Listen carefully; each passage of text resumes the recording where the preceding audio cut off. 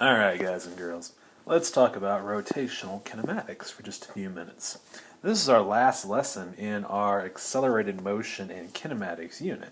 And really, there's only one thing that we need to remember, and that is that the rules for rotational motion are the exact same as they are for linear motion. Meaning, if we want to find a rotational velocity, we can do it the same way we would find a linear velocity.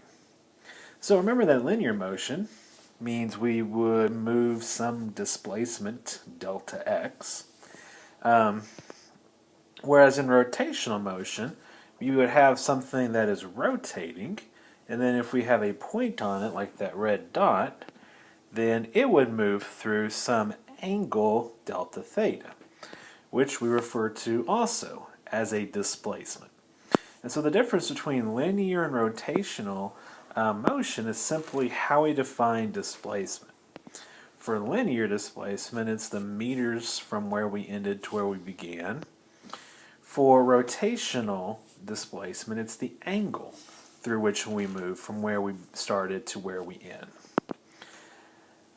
Remember that the two are related by the fact that when we measure angular displacement in radians, that delta x is equal to the radius times delta theta. Remember that linear motion we measure in meters, displacements are in meters, and again angular displacements are in a unit called radians. And then it's also important that we remember the conversion factor between rotations, radians, and degrees, namely that one rotation, or one complete circle, equals 2 pi radians, which is 360 degrees.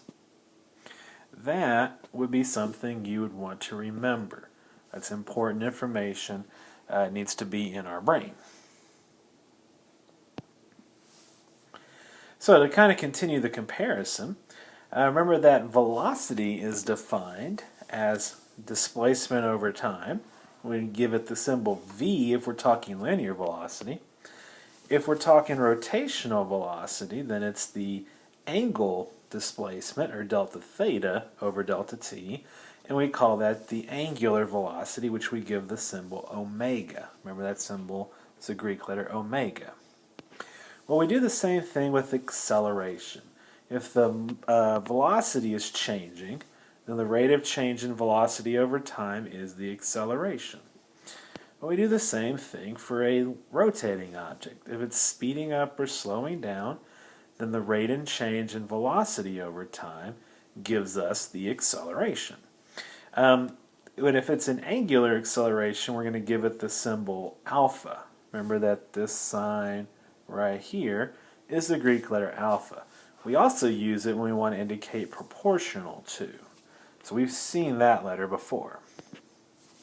So just to kind of summarize the symbols here, that symbol is theta, represents displacement. That symbol omega represents velocity. And that letter is an alpha, which represents acceleration. Remember that displacements are in radians. So velocities are in radians per second. And acceleration is in radians per second squared. And then just like for displacements, we can relate linear and angular quantities simply by multiplying the angular quantity by the radius. So that's where we get v equals r omega and a equals r alpha from. So all of our old kinematic equations still work for rotational motion. So again, continuing the side-by-side comparison, that's an equation that lets us find the velocity in linear motion. We would have the exact same equation for rotational motion. The only difference is we simply substitute the different signs. And really, if you wanted to not substitute the signs and just call a rotational velocity v, that would probably be okay. You just have to remember to keep them straight when we're going back and forth between the two. We also had a kinematic equation that looked like this. It came from the area under a graph. Do the same thing with rotational motion. Then we kind of got the final velocity out of there and made the equation look more like that. You do the exact same thing with rotational motion. And then lastly, we have the v squared equation, which of course you can rewrite using the rotational quantities. So everything on the left and everything on the right are the same as each other. One is just expressed in linear terms, the other is expressed in rotational terms. The science is still the same. And so just to summarize all of our equations in one spot, remember we can go between the two from angular to linear simply by multiplying by the radius. So let's work through a real quick example. This is a pretty common example. Suppose that we had a wheel whose radius is 0.6 meters and it's rotating 12 times a second. And so we're going to ask two review questions. One, what is the angular velocity? And two, what is the linear velocity of a point that's on the edge of the wheel? So let's look at part A first. When I say angular velocity, that means we want to express it in radians per second. So basically, all I got to do is convert 12 rotations per second into radians per second. So here's what we need to remember, that in one rotation, there are 2 pi radians. And so if we multiply 12 rotations per second by 2 pi radians over one rotation, rotations cancel out, and we'd get the angular velocity to be like 24 pi radians per second, or if you prefer, you can make that something like 75.4 radians per second. Really doesn't matter, just need to be able to recognize both if we're answering a multiple choice kind of question. Second part, what is the linear velocity of a point on the edge of the wheel? That's going to be in meters per second. And so we just need to multiply our omega by r to get the velocity. So that would look like that. And so multiplying the numbers, you'd get something like 14.4 pi. And then recall that a meter times a radian is equal to a meter. Radian is not really a unit, it's a ratio. And so the answer there would be in meters per second. Or you can go ahead and get a decimal, get something like 45.2 meters per second. So let's ask two new questions. That was review, we already knew that, may have just been a while. But the two new questions I have here are, what happens when the wheel accelerates at 4 radians per second squared for 5 seconds? You want to know what's the displacement of the wheel during that time, and what is the new angular velocity of the wheel. So we're going to start out by writing out all of our givens.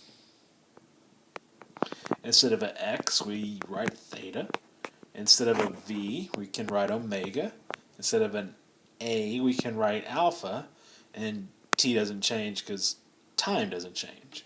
And so those are the 6 variables we might be dealing with.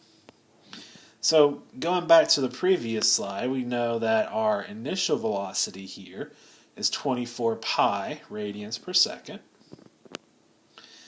The acceleration is 4 radians per second squared. Be real careful about that. Make sure you're paying attention to the unit. Radians per second squared tells us the acceleration. Next thing we know is we got 5 seconds for our time period.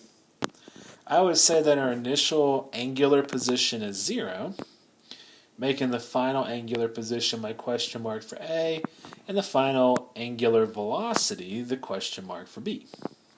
So doing part A first, this would be the correct kinematic equation to use because it doesn't include the final velocity.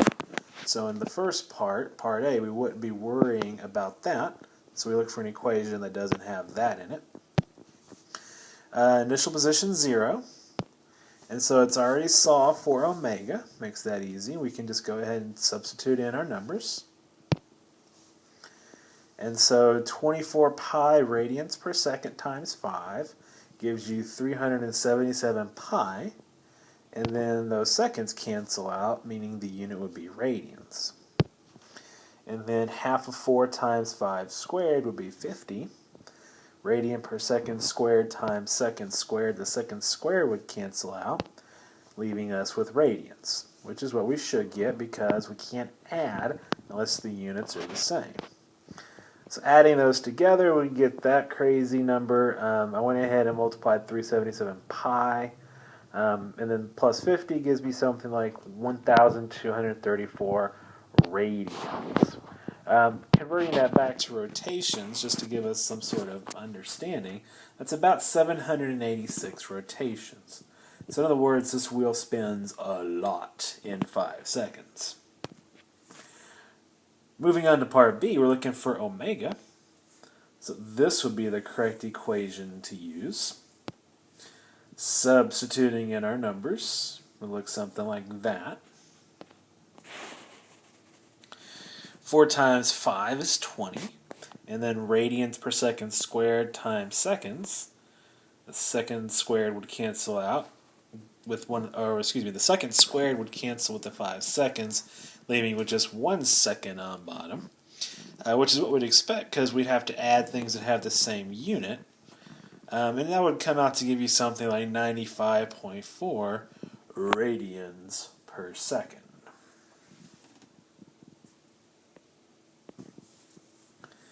Okay, so going back to the list of equations. Since this is our last video, it might be useful to go ahead and make note of this now.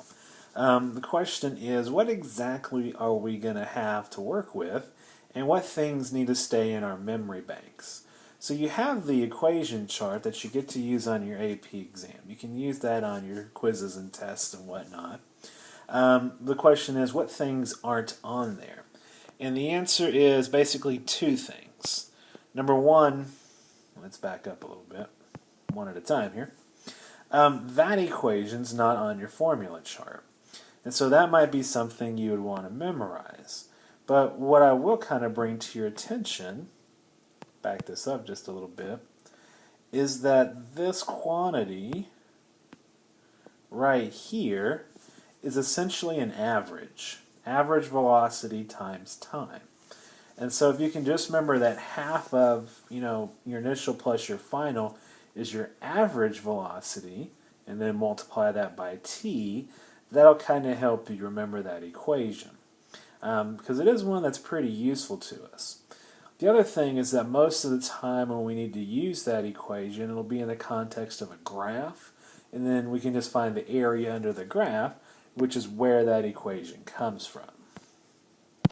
The other things that aren't written on your equation chart are the conversions between angular quantities and linear quantities. But here again, you only have to really remember one thing. All of these are basically the same. You're just multiplying the angular quantity by the radius. And that's why we use radians instead of some other unit for angular quantities. Because we can just multiply by the radius to get straight to linear quantities without having to do anything in between. And so, that's the end of this lesson. If you have any questions, as always, jot them down now so that you can ask them in class, and I will see you then. Ta-ta.